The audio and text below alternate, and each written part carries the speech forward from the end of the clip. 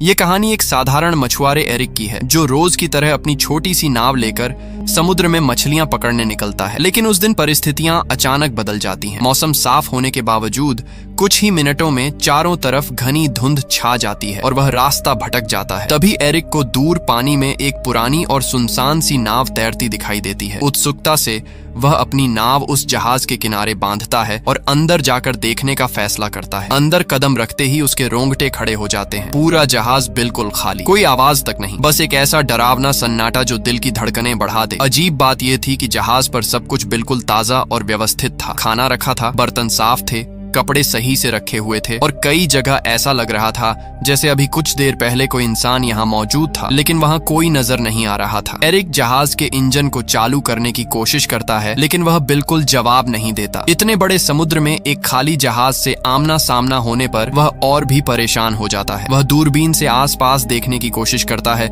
शायद कोई दूसरी नाव या मदद का संकेत मिल जाए, लेकिन धुंध इतनी घनी होती है कि कुछ भी दिखाई नहीं देता। आखिरकार वह कंट्रोल रूम में जाता है और रेडियो से मदद मांगने की कोशिश करता है। वह संदेश देता है कि यह जहाज समुद्र में फंसा है और किसी को उसकी आवाज सुनाई दे तो तुरंत जवाब दे। रेडियो पर मैसेज भेजने के बाद एरिक अपने जहाज की ओर लौटने के लिए डेक पर आता है, लेकिन जैसे ही नीचे देखता है उसका चेहरा सफेद पड़ जाता है। उसकी अपनी छोटी नाव वहां होती ही नहीं है, जबकि उसने उसे मजबूती से बांधा था। इतना ही नहीं, कुछ ही क्षण पहले तक फैला घना धुंध भी अचानक गायब हो चुका था और आसमान बिल्कुल साफ हो गया था। समय दोपहर का हो चुका था। उसे समझ नहीं आता कि यह सब कैसे और कब हुआ। अब उसके पास कोई दूसरा रास्ता नहीं था। वह वापस उसी रहस्यमयी जहाज में लौट जाता है और नक्शों के सहारे समझने की कोशिश करता है कि वह आखिर कहां पहुंच गया है। उसे जल्द ही एहसास होता है कि इंजन ठीक किए बिना यहां से निकलना असंभव है। वह पूरे जहाज में औजार ढूंढता है और घंटों की मेहनत के बाद इंजन को ठीक कर देता है। उसके लिए ये सबसे राहत भरा पल होता है, लेकिन समस्या अभी खत्म नहीं होती। वह फिर से रेडियो पर संपर्क करने की कोशिश करता है, लेकिन एक बार फिर कोई उत्तर नहीं मिलता। थका हुआ एरिक ऊपर की तरफ आता है और उसे अचानक पेशाब जाने की जरूरत महसूस होती है। आसपास कोई नहीं दिखता तो वह सोचता है कि जहाज के किनारे जाकर ही निपट लेता है, लेकिन जैसे ही वह किनारे पर खड़ा होता है अचानक कोई उसे जोर से धक्का दे देता है। वह सीधे समुद्र में गिर जाता है। तेज धार और हवा के दबाव में वह वापस ऊपर आने की कोशिश करता है, लेकिन बहुत मुश्किल से जहाज से लटकती रील को पकड़कर खुद को डूबने से बचा लेता है। हिम्मत करके वह धीरे धीरे खींचते हुए दोबारा जहाज पर चढ़ता है। अभी वह पूरी तरह संभला भी नहीं था कि दोबारा नीचे टॉयलेट जाने उतरता है। तभी अचानक कोई जोर से दरवाजा बंद कर देता है। शुरुआत में उसे लगा कि हवा से ऐसा हुआ होगा, लेकिन जब वह बाहर निकलने की कोशिश करता है तो ताला अंदर से बंद मिलता है। यह देखकर उसकी सांसें अटक जाती हैं। वह ताला खोलने की हर कोशिश करता है, यहाँ तक कि जेब से एक सिक्का निकालकर भी खोलने की कोशिश करता है, लेकिन कुछ काम नहीं आता। अब उसे यकीन हो जाता है कि इस जहाज पर वह अकेला नहीं है। कोई है जो दिखाई नहीं देता, लेकिन हर पल उसके आसपास घूम रहा है। किसी अनजान ताकत का उसे परेशान करने का इरादा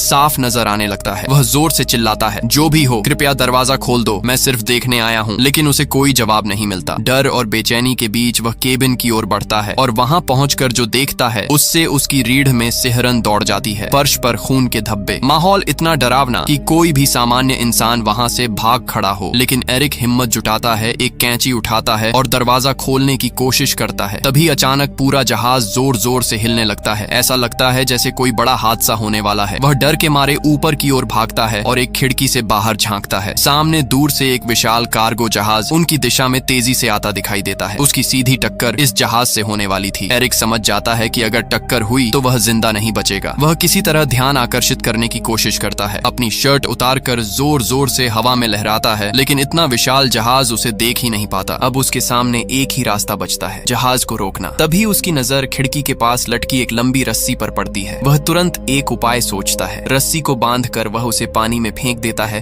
ताकि जहाज की गति रुक जाए, लेकिन उल्टा मुसीबत और बढ़ जाती है। रस्सी इंजन के ब्लेड में फंसकर अंदर की ओर खींच जाती है और उसका फंदा सीधा एरिक के गले में लिपट जाता है। जोर की खींच से उसकी सांसें रुकने लगती हैं। हालांकि आखिरी पल में वह एक औजार से रस्सी काटकर खुद को किसी तरह बचा लेता है। रस्सी से गला जकड़ जाने की घटना के बाद एरिक की गर्दन पूरी तरह लाल पड़ चुकी थी। उसका दम घुट चुका था और वह लगभग मर ही गया था, लेकिन आखिरी क्षण में उसने अपनी बची हुई ताकत जुटाकर खुद को उससे छुड़ा लिया। इंजन में रस्सी फंस जाने से नाव की रफ्तार अचानक धीमी हो गई, पर यह राहत बस कुछ ही पलों की थी, क्योंकि सामने से आते विशाल कार्गो जहाज ने बिल्कुल भी रुकने के संकेत नहीं दिखाए। कुछ ही सेकंड में उस भारी जहाज ने उसकी नाव को जोरदार टक्कर मारी। ये टक्कर इतनी भयानक थी कि पूरा छोटा जहाज हिल उठा और एरिक फर्श पर जा गिरा। उसके सिर में गहरी चोट लगी और तुरंत बेहोशी छा गई। जब कुछ देर बाद उसे होश आया तो उसने खुद को फिर उसी बाथरूम में पाया जहां अब पानी लगभग उसकी गर्दन तक भर चुका था। लेकिन जो बात उसे सबसे ज्यादा भयभीत करती थी वह यह थी कि यह पानी समुद्र का नमकीन पानी नहीं था, बल्कि एकदम मीठा और साफ था, मानो कोई जानबूझकर उसे मानसिक रूप से तोड़ने के लिए हर कदम सोचे समझे तरीके से उठा रहा हो। थक कर टूट चुका एरिक अब विनती करने लगा, जो भी हो कृपया मुझे यहाँ से जाने दो। लेकिन पूरे जहाज में वही खामोशी थी जो हर बार उसे और भी ज्यादा डराती थी। भूख और प्यास से बेहाल होकर उसने शॉवर से बचे हुए पानी को पिया, पर कुछ ही क्षणों में वह भी खत्म हो गया। जब उसने सिंक से पानी पीने की कोशिश की तो पानी का स्वाद बदल चुका था, अब वह खारा था। इसी से उसे अंदाजा हुआ कि कहीं न कहीं जहाज में रिसाव हो चुका है और समुद्र का पानी अंदर आने लगा है। यह समझते ही उसकी घबराहट और भी बढ़ गई, क्योंकि इसका मतलब था कि यह नाव अब ज्यादा देर पानी पर नहीं टिक पाएगी। उसने दरवाजा खोलने की कोशिश की, लेकिन वह बाहर से बंद था। ऐसा लग रहा था कि कोई अदृश्य ताकत उसके हर कदम पर नजर रख रही है और उसे बाहर निकलने से रोक रही है। रात होने तक पानी लगातार बढ़ता गया और वह बहुत थक चुका था। आखिरकार थकावट से उसकी आंख लग गई। रात में समुद्र पर तेज तूफान आया जिसने जहाज को भीतर तक हिला दिया और एरिक को कई नई चोटें लगीं। सुबह जब उसकी आंख खुली तो पानी उसके चेहरे तक आ चुका था। मात्र कुछ ही इंच और वह डूब जाता। तभी अचानक उसे किसी ताले के खुलने जैसी एक धीमी सी क्लिक सुनाई दी। उसने जैसे तैसे हैंडल घुमाया और उस पल पानी का दबाव इतना भयानक था कि दरवाजा पूरी तरह टूटकर नीचे गिर पड़ा। इसी तेज बहाव ने उसे बाहर निकलने का मौका दिया और वह किसी तरह जहाज की छत तक पहुंच गया ताकि ताजी हवा में सांस ले सके। अब उसे पूरा यकीन हो चुका था कि यह जहाज सामान्य नहीं था। कोई अदृश्य दुष्ट शक्ति इस जहाज को नियंत्रित कर रही थी और किसी कारणवश वह उसे छोड़ना ही नहीं चाहती थी। शारीरिक और मानसिक दोनों रूप से वह टूट चुका था। नीचे की ओर पानी लगातार बढ़ रहा था और जहाज कभी भी डूब सकता था। इसी भय के बीच उसे एक तरीका सूझा। उसने जहाज में पड़े एयर बैग्स और टूटा हुआ बाथरूम का दरवाजा उठाया और उनसे एक छोटा सा राफ्ट तैयार किया। फिर उसने उसे अच्छी तरह बांध कर मजबूत बनाया और जहाज से खाना पानी और औजार इकट्ठा करके राफ्ट पर रख दिए। बिना पीछे देखे वह उस जहाज को छोड़कर राफ्ट पर बैठकर समुद्र में आगे बढ़ने लगा। लेकिन कई घंटे बीत जाने के बाद भी वह उस बड़े जहाज से ज्यादा दूर नहीं जा पाया। सबसे अजीब बात यह थी कि वह जहाज जिसे वह सुबह सुबह डूबता हुआ देख रहा था अब भी उसी हालत में बिना हिले डुले खड़ा था। उसे समझ नहीं आ रहा था कि इतना बड़ा रिसाव और इतना पानी भरने के बावजूद यह डूब क्यों नहीं रहा। तभी उसके दिमाग में एक विचार आया, अगर यह अभी तक नहीं डूबा तो क्यों ना इसे ठीक ही कर लिया जाए। वह वापस जहाज के पास लौटा और सबसे पहले रिसाव को ठीक किया। फिर पाइप और औजारों से एक अस्थायी पंप तैयार किया और धीरे धीरे जहाज में भरा पानी बाहर निकाल दिया। इसके बाद उसने नाव के बाकी हिस्सों की भी मरम्मत की ताकि आगे कोई दिक्कत न हो। काम पूरा करने के बाद वह फिर रेडियो पर गया और मदद मांगने की कोशिश की, लेकिन इस बार भी कोई जवाब नहीं आया। थका हारा वह फिर कंट्रोल रूम में लौटकर नक्शों को देखने लगा। जब उसने इंजन चालू किया तो उसकी उम्मीदें फिर टूट गईं। जहाज एक इंच भी नहीं हिला, मानो समुद्र ने उसे अपनी जगह पर चिपका दिया हो। वह पूरी तरह टूट चुका था कि तभी उसकी नजर दूर एक और जहाज पर पड़ी। यह देखकर उसके अंदर फिर से आशा की एक किरण जाग उठी। उसने तुरंत राफ्ट उठाया और पूरी ताकत से उस जहाज की तरफ बढ़ने लगा, लेकिन अचानक वह जहाज खतरनाक तरीके से उसकी ओर बढ़ने लगा, मानो कोई अदृश्य हाथ उसे एरिक की ओर धकेल रहा हो। एरिक ने रफ्तार बढ़ाई पर बड़ा जहाज और तेज हो गया। टकराने से ठीक पहले एरिक ने आखिरी कोशिश करते हुए राफ्ट से छलांग लगाई और समुद्र में तैरते हुए दूर जाती एक और नाव की ओर तैरने लगा। लेकिन जब तक वह वहां पहुंचा वह नाव पूरी तरह गायब हो चुकी थी। उसे अब पूरा यकीन हो गया था कि इस रहस्यमयी जहाज पर कोई बुरी शक्ति है जो उसे किसी भी हाल में यहाँ से जाने नहीं दे रही। उसने कसम खा ली कि चाहे जान चली जाए वह वापस उस जहाज पर नहीं लौटेगा। लेकिन समुद्र का पानी धीरे धीरे और ठंडा होता जा रहा था। उसका शरीर सुन्न होने लगा था। नीचे डॉल्फिन्स तैर रही थीं, लेकिन वह स्थिति इतनी खराब थी कि ज्यादा देर तक पानी में रहना असंभव था। ठंड से कांपते हुए पूरी तरह असहाय महसूस करते हुए आखिरकार उसने मजबूरी में उसी जहाज की ओर तैर कर लौटने का फैसला किया जिससे वह बचकर निकलने की कोशिश कर रहा था। वह इतना कमजोर और बीमार हो चुका था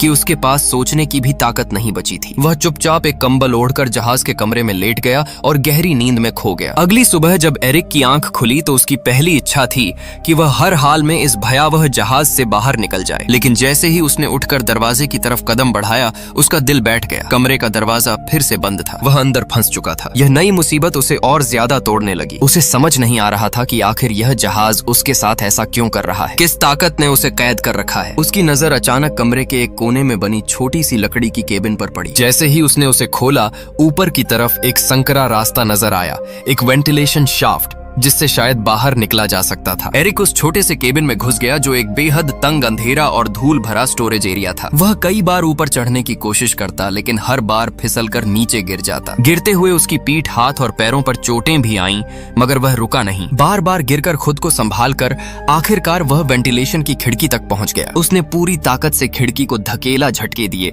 पर वह जरा भी नहीं हिली। ऐसा लग रहा था जैसे किसी ने जानबूझकर उसे बाहर से कसकर बंद कर दिया हो। इसी बीच उसे एहसास हुआ कि इस बंद जगह में हवा भी कम होती जा रही है। सांस लेना मुश्किल होता जा रहा था। वापस नीचे जाने का रास्ता भी दरवाजे के बंद होने की वजह से खत्म हो चुका था। अब उसे लगने लगा कि शायद यही उसकी आखिरी जगह बन जाएगी। उसी समय फिर से वही रहस्यमयी क्लिक की आवाज गूंजी, ठीक वैसी ही आवाज जिसे वह पहले भी कई बार सुन चुका था। और उसी क्लिक के साथ वेंट की खिड़की अचानक खुद ब खुद खुल गई। एरिक ने एक पल भी बर्बाद नहीं किया और तेजी से बाहर निकल गया। बाहर की ठंडी ताजी हवा उसके फेफड़ों में भरते ही वह थोड़ी देर के लिए शांत हो गया। जब उसने ऊपर से नीचे झांक कर देखा तो उसे समझ आया कि यह जहाज खुद ब खुद एक छोटे सुनसान से द्वीप की ओर बढ़ रहा है। उसके मन में हल्की सी उम्मीद जागी, शायद यह उसका मौका था इस अभिशप्त जहाज से छूटने का। जैसे ही जहाज किनारे लगा, एरिक तुरंत नीचे उतरा। जमीन पर कदम रखते ही उसे लगा कि इस पूरे रहस्य के पीछे जरूर इसी द्वीप पर कोई छिपा हुआ है। गुस्से में उसने रास्ते से एक लकड़ी का डंडा उठाया और चारों ओर तलाश शुरू की। लेकिन कुछ ही देर में उसे एहसास हुआ कि यह द्वीप पूरी तरह बंजर है। न कोई झोपड़ी, न कोई आग के निशान,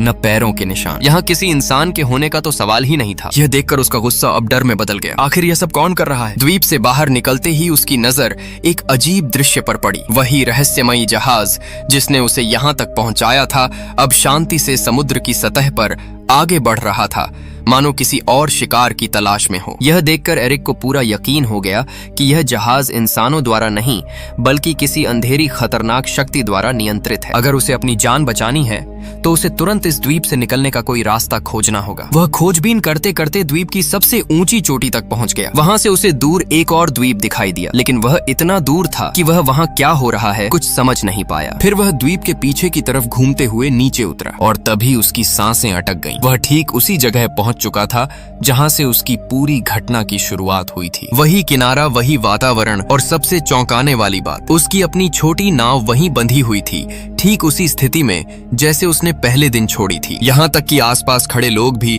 वैसे ही सामान्य तरीके से अपना काम कर रहे थे जैसे कुछ हुआ ही न हो। एरिक अवाक रह गया। उसे यकीन नहीं हुआ कि वह जो कुछ झेल कर आया, डर, जहाज का रहस्य बंद कमरे, आवाजें, मौत के खतरे और यह सुनसान द्वीप, क्या सब सच था या किसी भयानक भ्रम का हिस्सा? लेकिन उसके जख्म, उसकी थकान, उसकी सांसें और उसका अनुभव साफ साबित कर रहे थे कि यह कोई सपना नहीं था। अब सवाल यह था, उसकी नाव वहां दोबारा कैसे पहुंची और इस रहस्यमयी द्वीप का असली सच क्या है?